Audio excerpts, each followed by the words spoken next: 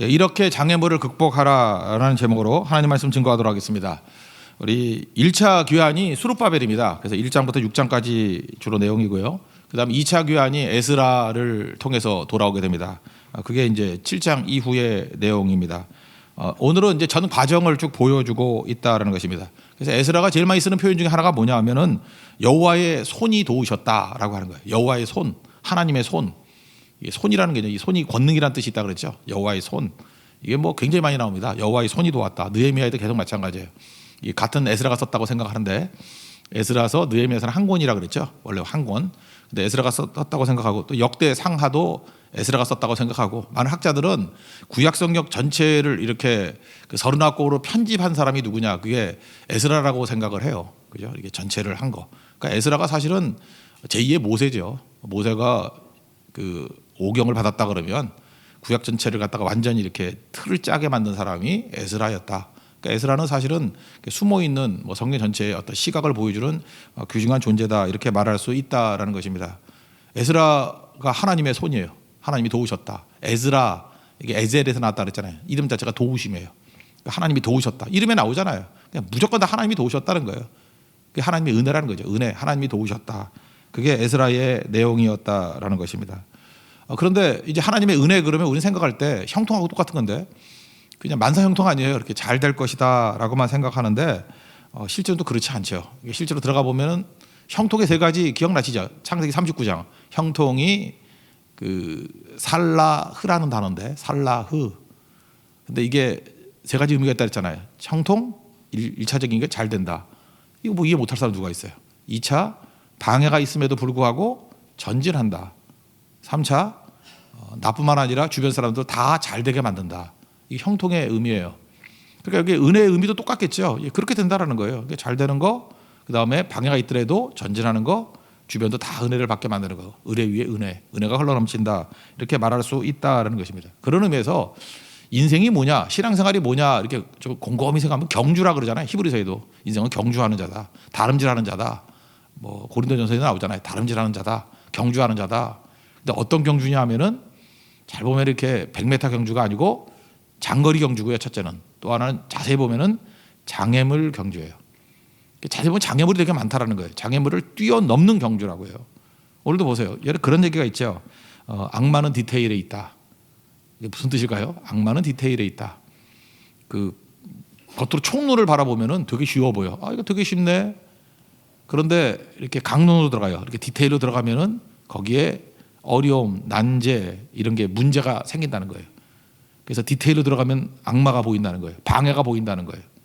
어려움이 보인다는 거예요. 그래서 지도자를 뽑을 때도요, 여러분들 잊지 마십시오. 이렇게 뭐 이론가를 뽑으면 나라 망쳐요. 교회도 망치고 뭐 다. 그래서 모세도 언제 뽑죠? 이렇게 광야 40년 동안 해본 다음에. 왜냐하면 악마는 디테일에 있거든. 디테일에서 다 넘어지는 거지 총론에서 넘어지는 사람이 누가 있어요? 뭐 앉아가지고 하는 소리에 좋은 소리 못할 사람 누가 있어?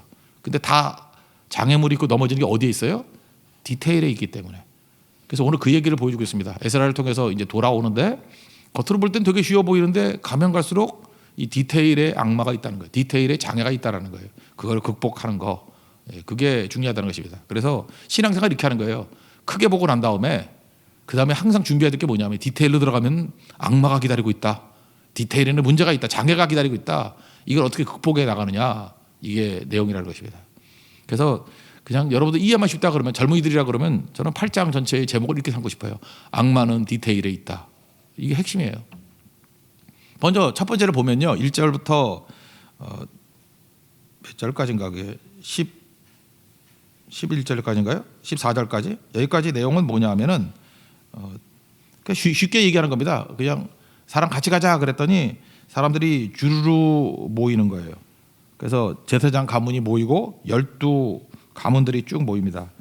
1, 2, 3절만 읽어볼까요? 시작. 아다사스다 왕이 왕에 있을 때 나와 함께 바벨론에서 올라간 족장들과 그들의 계보는 이러하니라. 비느하스의 자손 중에서는 게르솜이요 이다말 자손 중에서는 다니엘이요 다윗 자손 중에서는 하투스요 스가랴 자손 중 곧 바로스 자손 중에서는 스가랴니 그와 함께 족보에 기록된 남자가 150명이요. 이렇게 해서 12 가문이 나와요.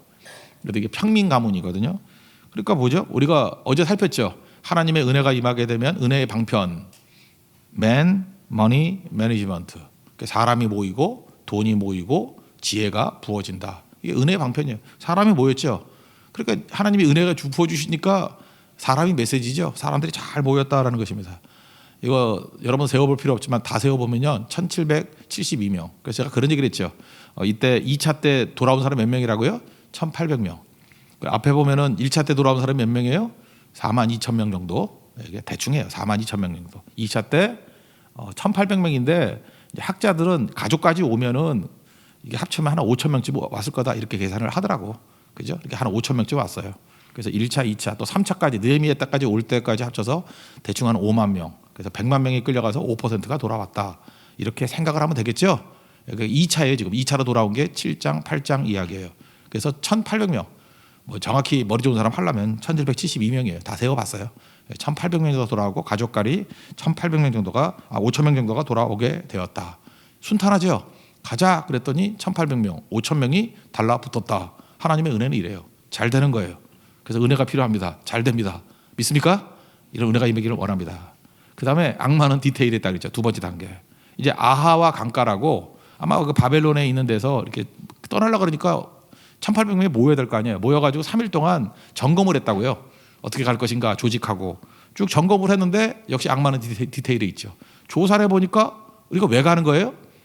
예배 드리는 소프트웨어로 가는 거 아니에요. 성전 지어졌으니까 우리가 가서 예배 드리려고. 예배 드리는 사람들 중심으로 가야 되는데 레위 자손이 없네.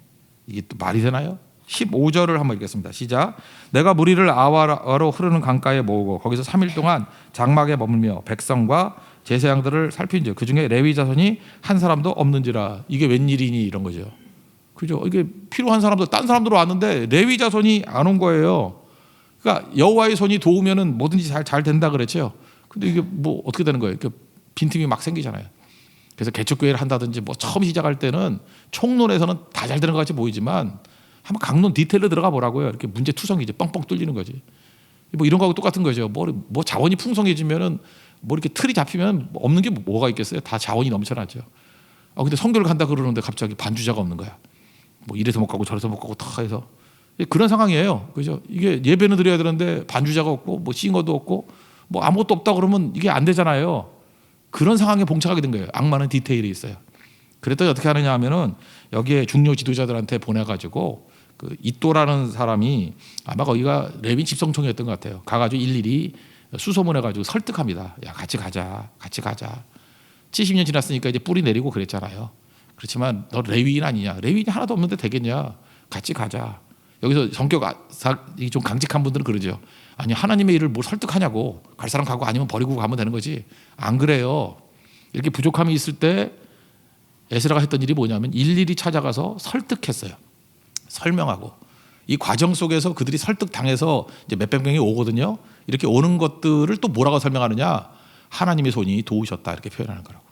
그래서 하나님 백성들은요 설득하는 과정 속에서 설득이 되는 거 내 능력이 아니고 하나님이 설득당하게 만드셨기 때문에 모았다. 이런 게 있다고요. 그래서 여러분 디테일에서 문제가 생겼을 때마다 해야 될 일이 뭐죠? 기도하면서 하나님 필요한 사람들을 보내주세요 라고 이렇게 개인 컨택하는 거 이게 되게 중요한 거예요. 이것도 전혀 필요 없는 건 아니라는 것입니다. 이런 게 꼭 필요하다라는 거예요. 그래서 돌파하는 거죠. 18절이 핵심이죠. 18절 한번 읽겠습니다. 시작. 우리 하나님의 선한 손에 도우심을 입고 그들이 이스라엘 자손 레위의 아들 말리의 자손 중에서 한 명철한 사람을 데려오고 또 세레바와 그의 아들들과 함께 형제 18명과 하사바와 무라리 자손 중 여사와 그의 형제와 그의 아들들 20명을 데려오고 이렇게 해서 뭐 쭉 모아서 레위 사람들을 불러 모았다라고 하는 것입니다. 그래서 신앙은 방향이 올바르다 그러면 속도에 있어서 약간 늦더라도 이렇게 설득하고 설명해 가는 것들이 되게 중요하다라는 것입니다. 그러면 이렇게 하면 또 여러분들 마음 가운데 그럴 거예요. 그럼 설득만 해가지고 이렇게 맨날 해야 되느냐? 이제 세 번째 단계가 또 오거든요. 잘 됐어요. 근데 레위인이 부족했어요. 설득했어요. 그 다음에 또 디테일로 들어가 보니까 문제가 뭐냐 하면은 이제 현실적인 문제예요.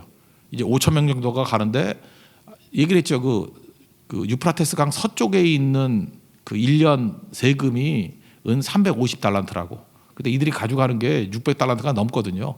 100달란트만 해도 그때 100달란트 이상 가져가라는데 아마 국가에서 100달란트를 받은 것 같고 헌금했던 게 한 500달란트 되는 것 같아요. 그러니까 어마어마하게 헌금 받은 거예요. 그러니까 재산이 엄청난 거죠. 이게 대충 1600km거든요. 1600km를 가야 되는데 넉 달 만에. 근데 그 중간중간에 사실은 면허받은 도둑놈들 많죠. 이거 뺏어갈 수 있잖아요. 아니 5천 명 정도 별로 많지도 않은데 뭐 가족들이 그렇고 남자들만 1,800명 아니에요.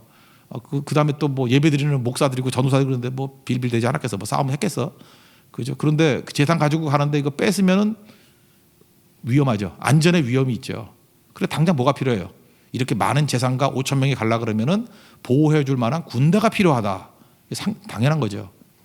근데 문제가 뭐냐면 이제 에스라가 이제 마음에 이제 찔리는 게 있는 거예요. 찔리는 게 뭐냐면은 내가 에스라가 아닥사스다 왕하고 친했다 그랬죠.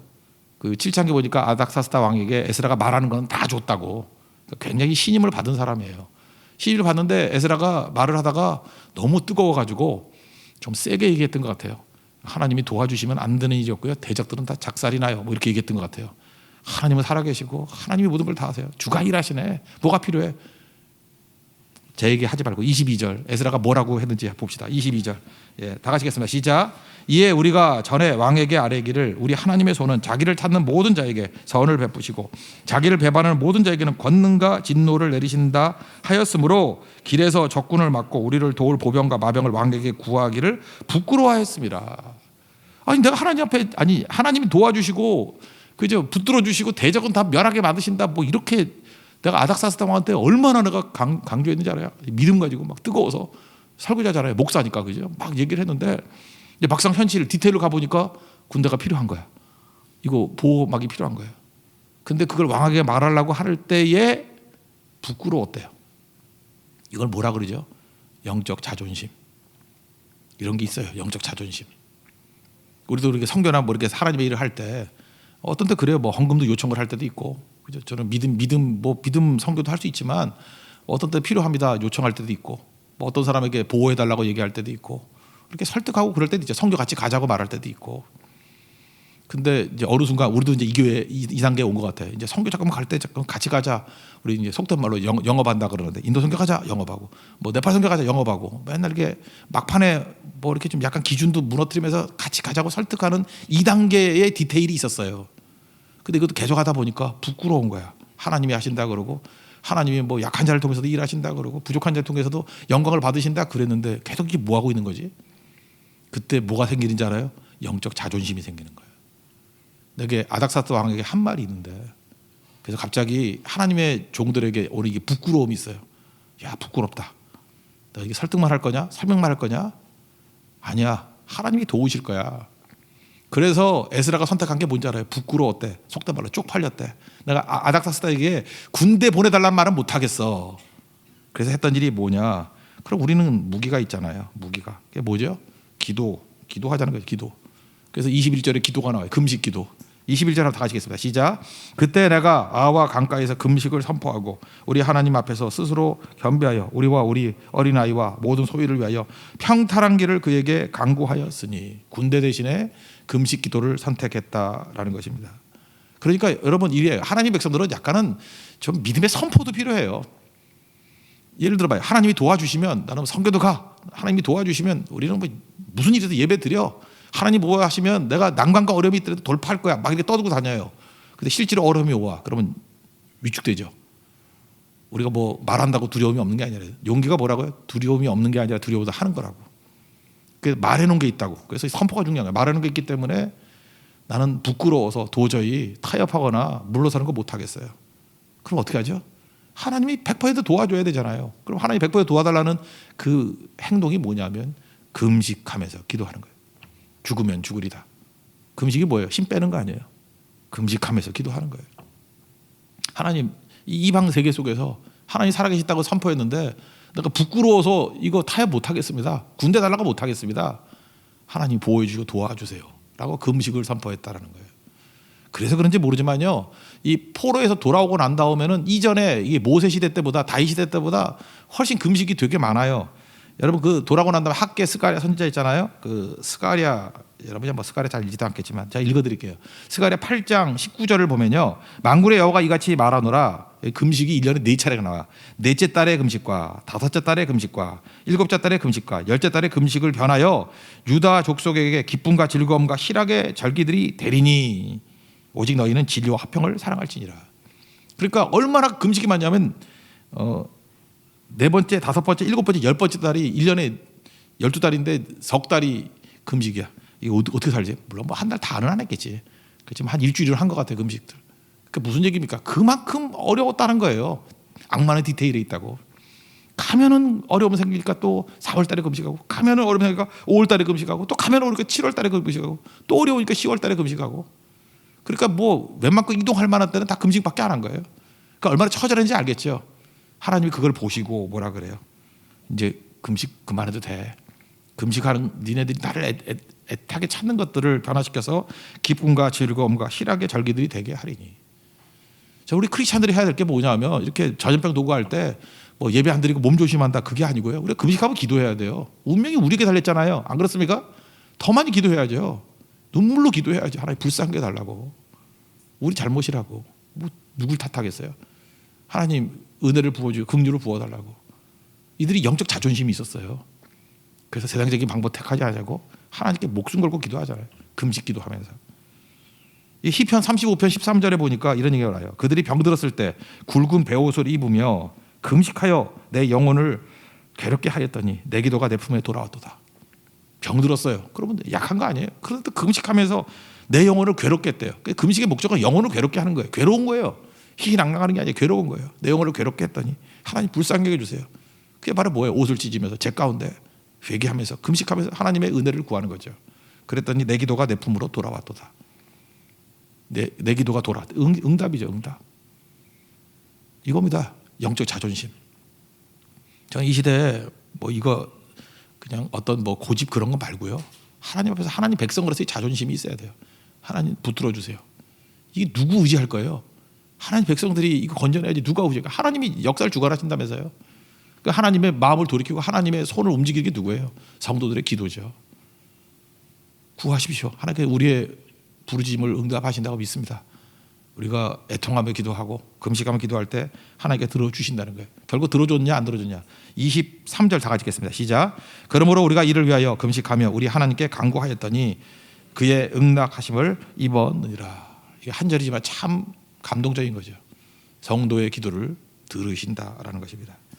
이런 과정을 통해서 이 하나님 백성들이 어떤 일이 벌어졌겠어요? 예배자가 됐겠죠. 우리 로마서 5장에 보세요.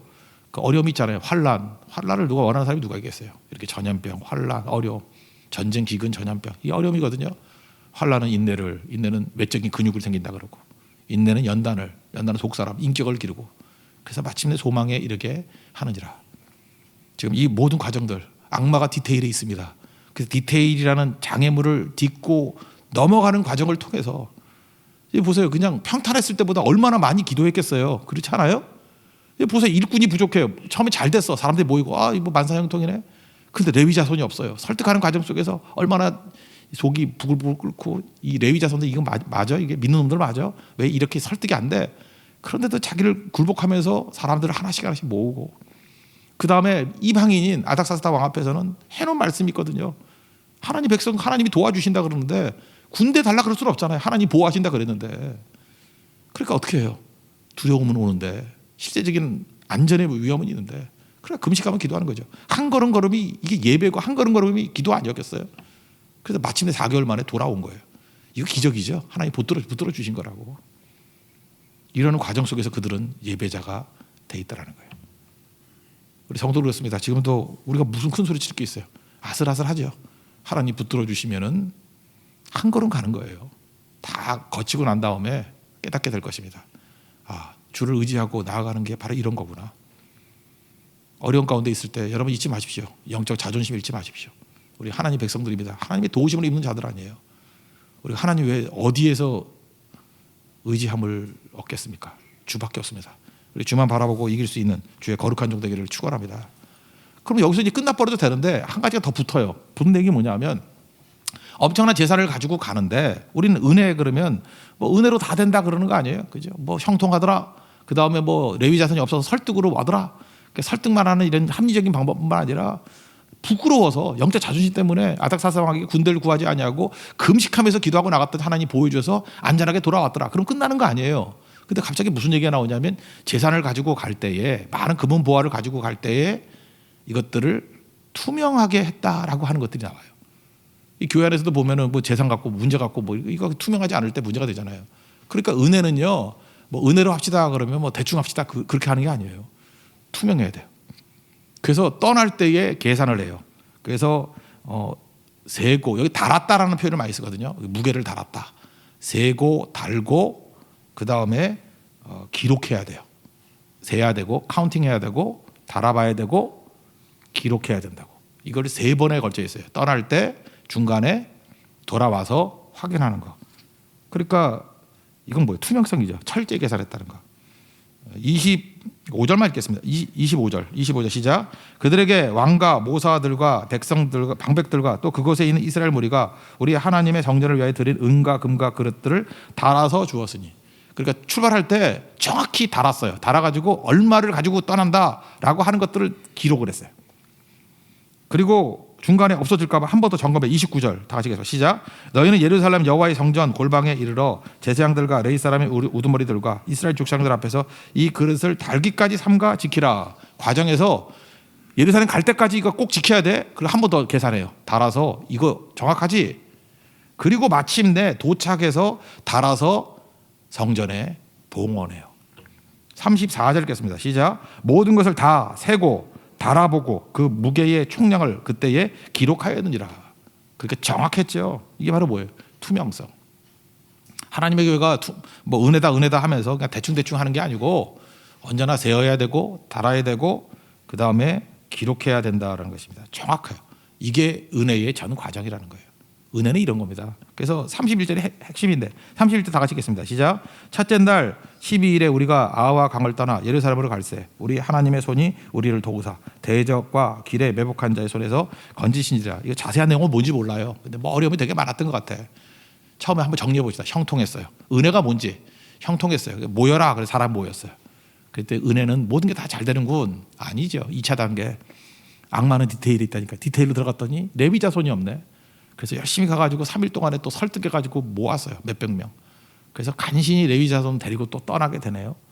근데 막상 현실에 부딪혀 보니까 이 5천 명이나 되는 사람들 재산이 어마어마한데 이 주변에 보니까 웬 도둑놈들, 그죠? 이게 맹수들이 우글우글 거리는 것 똑같아요. 안전하게 갈 수가 없어요. 그런데 왕의 도움을 구하면 도와줄 건데 부끄러웠대요. 쪽팔렸대요. 영적 자존심이 있는 거예요. 그래서 선택한 게 뭐예요? 영적 금식. 하나님 특별히 도와주세요. 특별히 도와주세요. 그래서 한 걸음 4개월이 그냥 아슬아슬하게 간 거예요. 근데 하나님의 도우심이 있었죠. 그래서 최종적으로 돌아오게 되었더라. 이게 은혜가 아니고 은혜의 디테일은 또 어디가 있냐면 내부적인 거예요. 그 과정 속에서 또 물질적으로 또 욕심 부린 놈들이 또 삥땅 맞고 이러면 안 되잖아요. 그래서 하나님의 교회는 어떻게 해야 되느냐? 떠날 때 정확히 세고 달고 기록하고 중간에 세고 달고 기록하고 와가지고 세고 달고 기록하고 3가지를 맞춰봤더니 일치되더라. 투명성. 이게 은혜라는 것입니다. 우리가 무슨 일 하든 이런 일을 해야 된다는 거예요. 그래서 우리 교회 할 때 돈 같은 거는 교육자들이 안 만지죠. 돈 행정하는 사람과 이게 집행하는 사람하고 돈하고는 떨어지는 게 옳아요. 이게 초창기 때 어쩌다가 이게 일치가 되는 이게 혼돈이 되는 경우가 많아요. 그거 뭐 은혜로 합시다. 아니에요. 분리돼야 돼요. 돈 기록 따로 있어야 되고 집행하는 사람 기록 따로 돼 있어야 돼요. 이게 맞아야 되죠, 둘이. 그죠? 그거 해야 되고. 왜 뭐 교회가 나를 의심하는 겁니까? 의심 그래 뭐 잠깐만 그러다 의심하는 거예요. 예. 인간을 어떻게 믿어? 인간은 의심하는 거예요. 잠깐만 의심하냐고 항의하지 말라고. 의심해요. 성경 의심하라고 나왔어요. 의심해요. 여기 지금 헌신하고 70년 동안 있던 그 좋은 자리를 다 내팽개치고 헌신하고 온 사람들 여기서 하나도 믿음 없는 사람 없어요. 다 믿음 있는 사람들이에요. 그런데 의심하잖아요. 그죠? 세고 달고 기록하잖아. 세고 달고 기록하잖아. 와가지고 세고 달고 기록했는데 일치되더라. 그게 은혜지. 잊지 말라고요. 그래서 세부적으로 하는 거. 그래서 진도 회계를 세우고요. 뭐 이렇게 자율 부서들도 회계를 세워서 철저하게 할 줄 아는 거. 이게 은혜예요. 은혜는 그렇게 하는 거예요. 대충 하는 게 아니고. 그래서 전체적인 마무리를 짓게 되었더라. 우리 어려운 가운데서도 이렇게 디테일하게 오늘 저 8장이 되게 중요하다고 생각합니다. 이렇게 디테일하게 들어가서 하나님의 은혜의 걸음이 무엇인지를 깨닫고 더 하나님의 은혜를 담는 좋은 그릇 되는 우리 축복이 임하기를 기원합니다. 자리에서 일어나겠습니다. 하나님의 은혜 찬양하겠습니다.